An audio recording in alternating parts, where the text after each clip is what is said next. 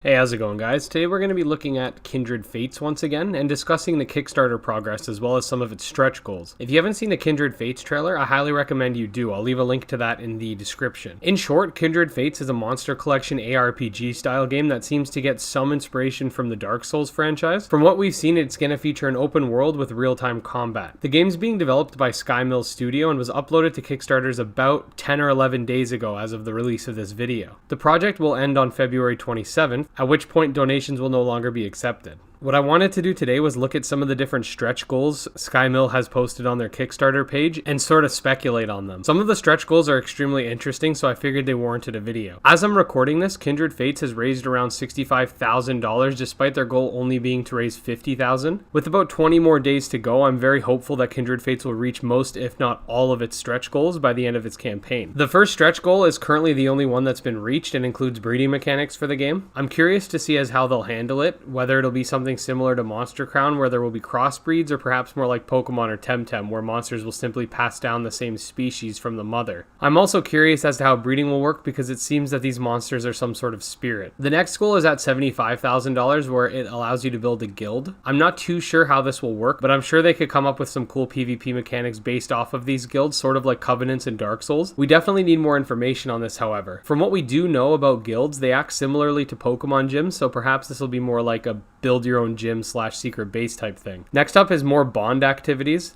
The description reads, new ways to interact with your kinfolk, play dice games, blow off steam with a training dummy, and more. These sort of small side activities can make the world feel more lively. Depending on what exactly they add, it could be fun. What'll be most important here is to make sure that these minigames have a real tangible benefit to your main story. So I'm thinking something like them awarding a decent amount of cash or perhaps an exclusive item or something to that degree. This is where we get into some of the really good stuff. At $110,000, they're promising to add 25 additional kinfolk to the game. I mean, all I can really say about this is the more the merrier. Next up is my personal favorite, which is an optional turn-based combat mode for $125,000. I really do hope we can reach this as I love turn-based combat personally. This would give the game a high level of replayability as you'd effectively be able to play the game twice in two different ways. One of the biggest reasons I've been spreading news on this Kickstarter so aggressively is because I want this to happen. At $155K, we have a Nintendo Switch port, which I'm sure would excite a lot of people. Personally, I'm not a big fan of the Switch. I'd rather play it on Steam, but hey, if we can get it on the Switch too, why not?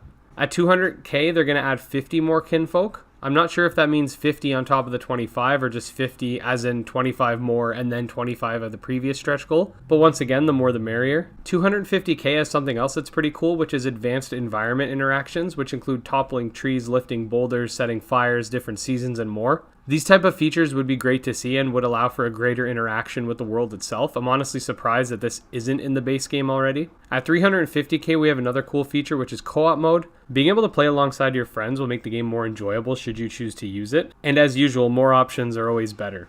Finally, the last stretch goal is at $450K and includes 3 new legendary kinfolk, which will include their own unique quest lines and areas to explore. I'm not sure if there are already legendaries in the game and this is just an addition, or if the stretch goal will be the inception of legendaries themselves, but regardless, it's pretty cool nonetheless. So yeah, this is a rather short video just looking at the stretch goals of Kindred Fates, and I really hope we at least hit the turn-based mode one. Let me know what you guys think about Kindred Fates. Are you planning on backing anything in particular you're hoping to see? Make sure to tell me in the comments below, and of course, make sure to like, subscribe, follow me on Twitter at GymLeaderEd, and until next time, peace.